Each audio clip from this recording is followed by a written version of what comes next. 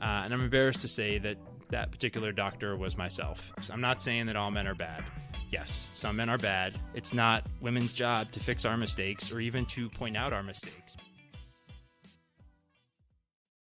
Hello and welcome back to the SimKit podcast. Today we're going to be talking about emergency medicine mansplaining and gender equity in the emergency department. We are joined by a special guest, a former co-resident of mine, Kimon, to talk about his experience in this realm. Given the current climate with popular movies like Barbie addressing the patriarchy and gender equity, I thought that this was an important topic to discuss. And even though this presentation and Q&A were recorded a couple years ago, the topics and materials addressed in it are no less pressing now, sadly, than they were back then. And this is a very tricky topic matter to discuss. And even in doing so, we recognize that this conversation is between two cis white men talking about gender equity. So we do plan to have an additional conversation with other demographics within the care team about their experience with gender equity and inequity within the emergency department. But for now, please enjoy Kimon's insightful reflection on where he lives and what role he has in gender equity in the emergency department, and allow it to be an opportunity for some self-reflection. So hi, I'm Kimon. I do not have any disclosures, but I am here to talk about emergency mansplaining. And more specifically, I want to talk about what gender equality looks like in all of our emergency departments. So let me just start off with a quick story about a doc in RED who was pretty grumpy on an overnight shift. Seemed like kind of came into it tired and not in the best place, but really ended up spending, a good chunk of the night just kind of complaining about patients, consultants, nurses, and just being kind of difficult to be around. I remember in particular an interaction between this doc and a nurse about a patient who needed a pelvic exam but wasn't yet in a pelvic bed, and just kind of like not quite berating, but just being difficult and unpleasant with this particular nurse about why the patient wasn't already in a pelvic bed. And I'm embarrassed to say that that particular doctor was myself. A lot of people tolerated my behavior on that shift. When I went back and asked for forgiveness and apologized, they forgave me. But the whole interaction really got me thinking about, would a woman have gotten away with the behavior that I engaged in? And, is this something that, I certainly need to apologize and make amends for that particular night and repair those relationships? But more broadly, what can I do as a man? What should I do as a man to kind of improve gender equality? And so obviously the first step is don't be a jerk. That seems pretty obvious, but I think there's really a lot more to, what as men we can and should do to improve gender equality. So I have a couple of specific learning objectives that we're going to focus on today. Number one, we're going to talk about some modern ideas about feminism, gender, and bias and apply them to actual clinical practice in the ED. And number two, I want to develop some specific behaviors that as men we can exhibit to support a fair environment for patients and providers of all genders. And I do want to acknowledge that gender is not a binary. I'm speaking to self-identified men in this talk, but that does not mean that I'm not speaking to everybody else. And I do think that there are elements of this conversation that we all need to be open to. So before I move on, I want to be explicit about a couple things that are not my learning objectives. I'm not saying that all men are bad. Yes, some men are bad. Me Too has made that very apparent. Also, I'm not trying to say that I'm not sexist. I probably have been and probably am in some ways. Sexism really pervades our culture. And as a cisgender, heterosexual white male, I have a lot to learn and a lot to improve upon. But one of the key points that I'm going to come back to a couple times in this talk is that the men who are persistently bad are the folks that don't acknowledge the ways in which they are sexist and the biases that they hold and take steps to repair and fix those. One more not learning objective, I'm not trying to say that emergency mansplaining is helpful or that it's a solution. It definitely is not. But we do need to take some time to define what mansplaining is. And maybe we'll start off with a quick joke here. Where does a mansplainer go to get water? Well, actually, and this is obviously a silly joke, but I think that manner of speaking, that taking the time to say, well, actually, my perspective as a male is really privileged in this situation, is a pretty common way that not only men are socialized to fall back on, but a lot of people will accommodate that unknowingly, and that ends up kind of pervading the behavior.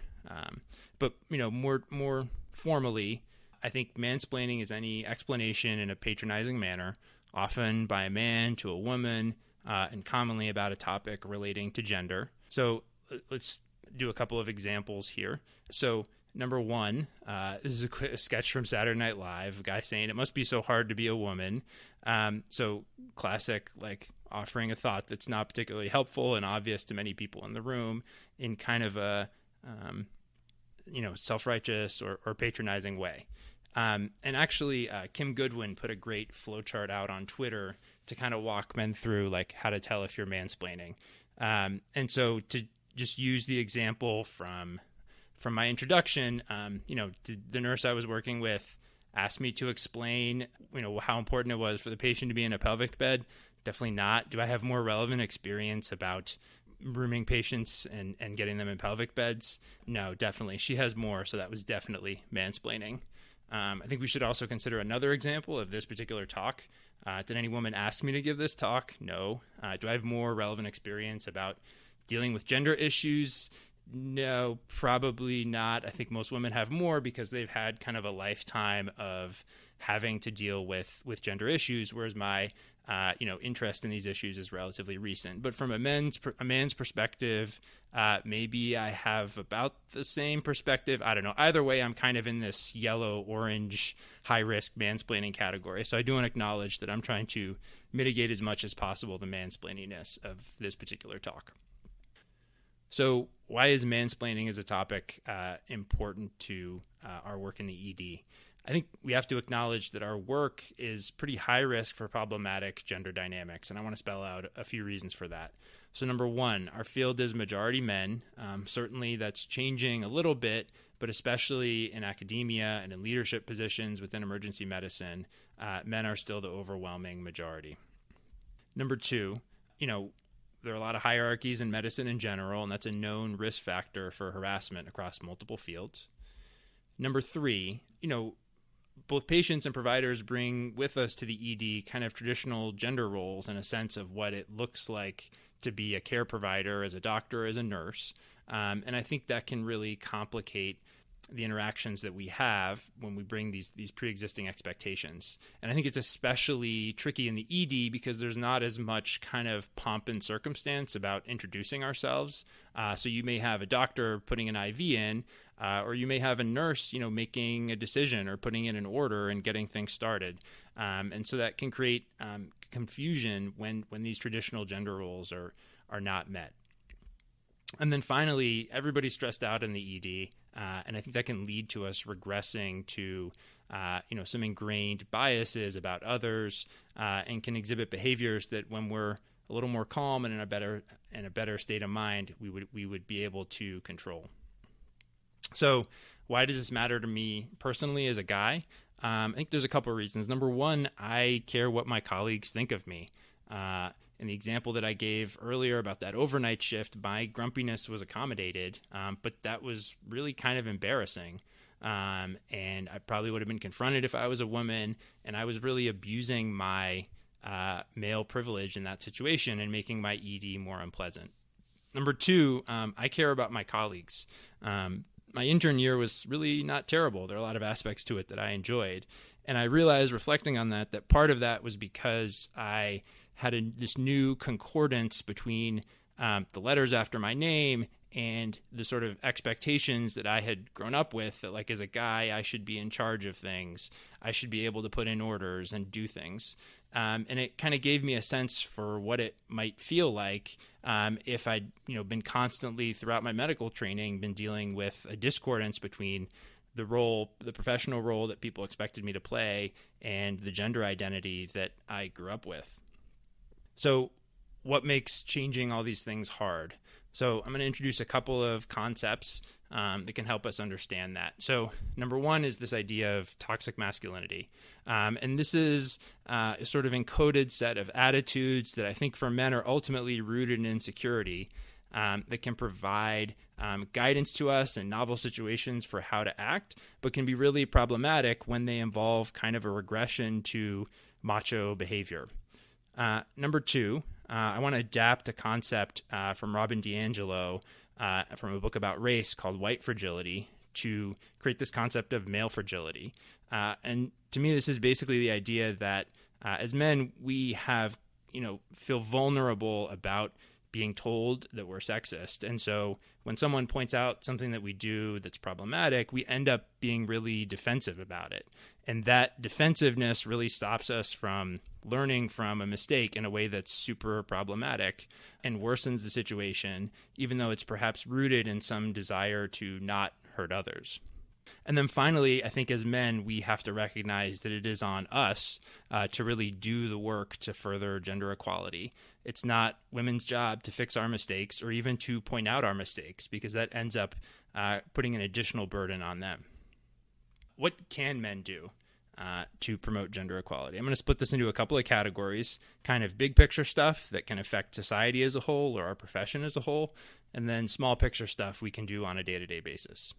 So, big picture. Number one, I think we have to start thinking about the role that gender plays in everything that we do, every interaction that we have, every professional or personal role that we play.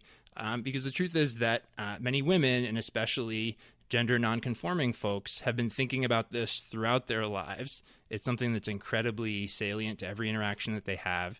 And taking the time to engage that same thoughtfulness, I think will help a lot of us as men really understand the experiences that other people are having. Number two, we should take the time to develop vocabulary and literacy around gender issues. When you can use terms like toxic masculinity or mansplaining or microaggressions fluently, it allows us to kind of participate in conversations and puts us in a position to really make change. Number three, as men, we have to be willing to accept feedback really openly and say that both explicitly and implicitly to the people around us. But we can't expect feedback. It's not anyone else's job to point out our problematic behavior. That puts an additional burden on them that's not really fair. We have to be willing to call ourselves out.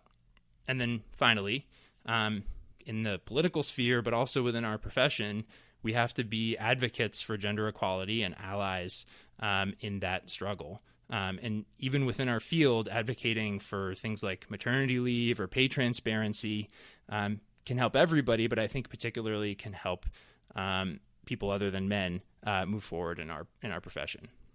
So the small picture, things we can do on a day-to-day basis. I think men can take a leading role in mentoring and sponsoring women, and those are slightly separate concepts. I think mentoring is providing advice when requested, answering questions to folks that are coming up in our field. But sponsoring is a little bit different, and I think that involves, when there's a position open, taking the time to really consider women applicants, inviting women to give talks at grand rounds, and being in a position to promote their advancement in their profession in the same way that I think men have been doing for each other for a long time. And there was kind of an interesting NEJM editorial that came out recently talking about this notion that leaders in academic medicine were worried about mentoring women because they were worried about concerns that they might be accused of sexual harassment. And to me, this really totally falls under the don't be a jerk category. If you're not harassing anyone, then you're not going to be accused of harassment. So next small picture thing, this is something that I've found to be personally helpful in my work in the ED, to really take the time to introduce my colleagues with both a title and a pronoun. So for example, if I'm signing out to a woman doctor, I'll tell my patient, hey, your CAT scan isn't back yet, but I spoke with Dr. Jones. She's one of our other ER doctors. She's going to be following up on your results, and she'll come and check in with you. And I think that, if there's anything that I can do to reduce the chance that, one of those doctor-nurse confusion moments is going to happen, I really feel like it's incumbent on me to do that. Next thing from the small picture, making expectations really explicit, both in our colleagues and especially in our trainees. If we're able to set out a very specific and explicit list of what we expect of each other, that puts everybody in a position to perform on the same level. And I think that particularly helps eliminate some of the like personality feedback and gendered language that ends up in a lot of our evaluations when there's a specific rubric for how people are supposed to behave. And then finally, as men, we have to call out the microaggressions that we see around us, whether it's a sexist comment or just an awkward or odd interaction that feels a little bit hostile. We need to point out that we're uncomfortable with that and set the tone or contribute to setting the tone. And we shouldn't necessarily expect to be praised or thanked for that. It's not anyone's job to thank for that. And we shouldn't just do it if someone appears to be uncomfortable with it. If we're not, comfortable with it, then we should point that out regardless of whether or not a woman says or seems to be distressed by something that happened. So with that, I want to wrap up into some key points. Number one, I think we all need to recognize our own sexism. That doesn't make us a bad person. In fact, that puts us in a position to repair and improve ourselves. We have to take the time to think about all the interactions that we're having in terms of how our gender identity fits into that, and puts us in a position to stop abusing the privileges that we carry around with. And then finally, we need to continue to advocate for equality. And that can be things in our professional groups, like making expectations really explicit, and creating an opportunity for helpful feedback for each other, but also in the public policy realm. So with that, I'll wrap up. Thanks so much to Jason Hine for recording this, to Meg Healy for her patient mentorship, to my friend Jerome Bowen for his very helpful feedback, and to every woman and man who's dealt with my BS. If you want to learn more, I highly recommend the Feminine podcast series. I highly recommend following Esther Chu on Twitter, or you can just look up the page on microaggressions on Wikipedia. That's a great start.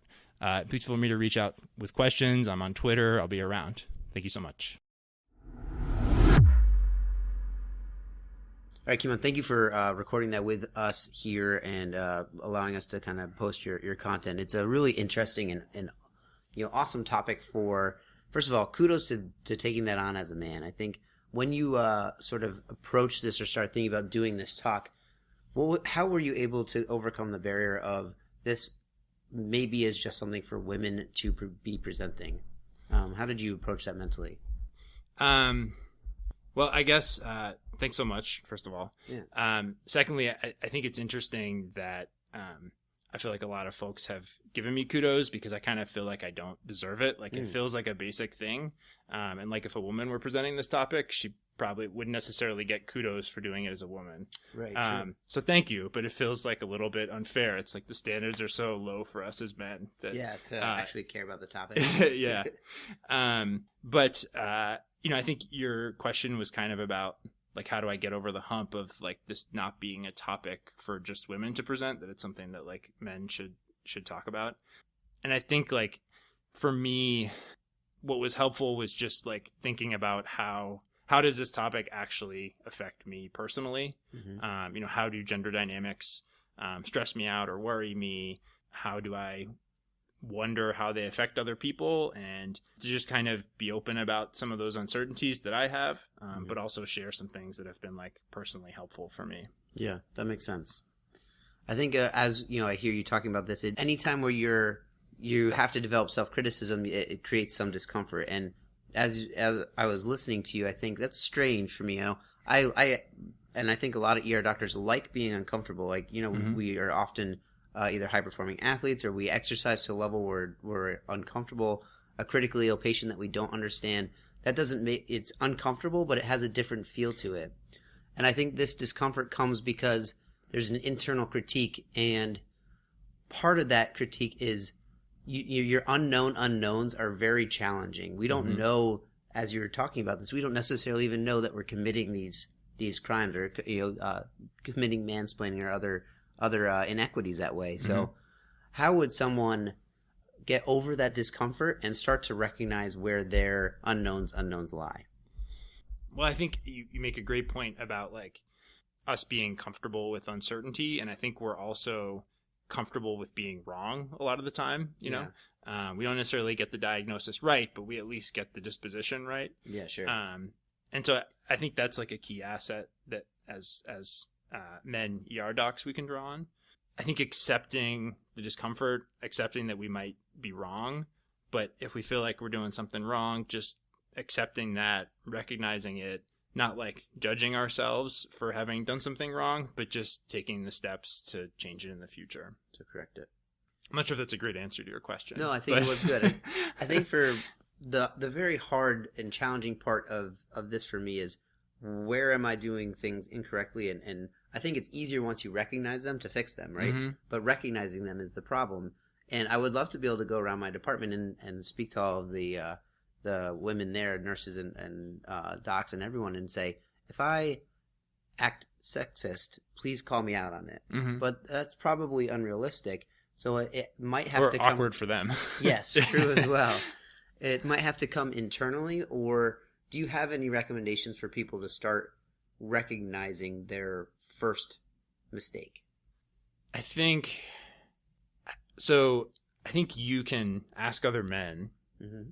I think that doesn't put a burden on women. Right. But, if there's someone in your practice group or one of your colleagues, you can just ask and say, hey, like, I was wondering about the situation. It seemed like, this woman was upset with how I handled it. Like, do you have a sense of whether or not there was some component of gender bias that was contributing to that, right? Because other men can be critical of us as well. It's sometimes easier to see the flaws in other people. I think also, like, it's awkward to like go around everybody in your that's around you and say like, hey, I want feedback on this particular thing that's a part of an identity that's really specific for you. Mm-hmm. But I mean, if you can publicly say in a way that's not directed to a particular person, like, hey, I'm interested in issues of how gender bias affect our practice. Yeah. I'm not perfect as a human. I don't think anybody is. But would anyone be interested in forming a working group of people of all genders to move forward on this? That opens the conversation. Maybe it's not the people that end up coming to brunch with you to talk about it. Right. But it allows someone to feel like, oh, hey, this is a person that's open to this conversation. Mm-hmm. And then you can get the feedback without targeting in a way. Yeah, absolutely. And sort of the last question to sort of wrap up, I think, is what's our target audience in a lot of ways for this? So, some people may say that this is a lecture that's targeted toward men, and that the women listening to here may not glean a lot from it, or that we may even be wasting their time. And then the other element of that is your message may only land on the ears of the progressives, while everyone else who is not interested in the topic or not ready to be aware is falling on deaf ears. So how would you address those two concerns? Those are great questions. So I guess there's two questions there. So for the first part, about whether or not the talk is kind of like directed to men specifically, or if it's to a broader audience, I think the Me Too movement and the Feminem podcasts have really opened a conversation about gender to a broader audience. Like, I think it's a conversation that was happening, but was really happening amongst women in private spaces. Mm-hmm. And so I think the fact that it's become a public dialogue in our field and in the public press has like opened a lot of interpersonal conversations up that I've had the privilege to participate in.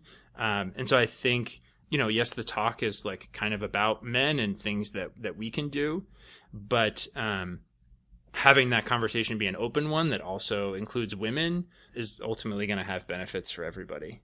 And then, the second part that you mentioned was about, how to open this kind of conversation up to folks that don't necessarily identify a priori as being interested in the topic. Mm-hmm. And I think, first of all, for me, like, I think I would have identified a couple years ago as someone who was a priori interested in the topic, but I feel like there's definitely still things that I've learned in the last couple of years that I've tried to throw into this lecture. So I think even for like a self-identified progressive person, this is a helpful topic to kind of think about. Yeah, and I think sort of coming back to some of the things we talked about in our initial questions, that idea of the unknown unknowns, that even if they're not going to receive the information or embrace it necessarily, to overhear, be part of, or come to a conference as, like AAM and see this being talked about, it at least becomes a known unknown. And people eventually can work on progressing past that. So bringing it to the table, the ears are no longer deaf. Yeah.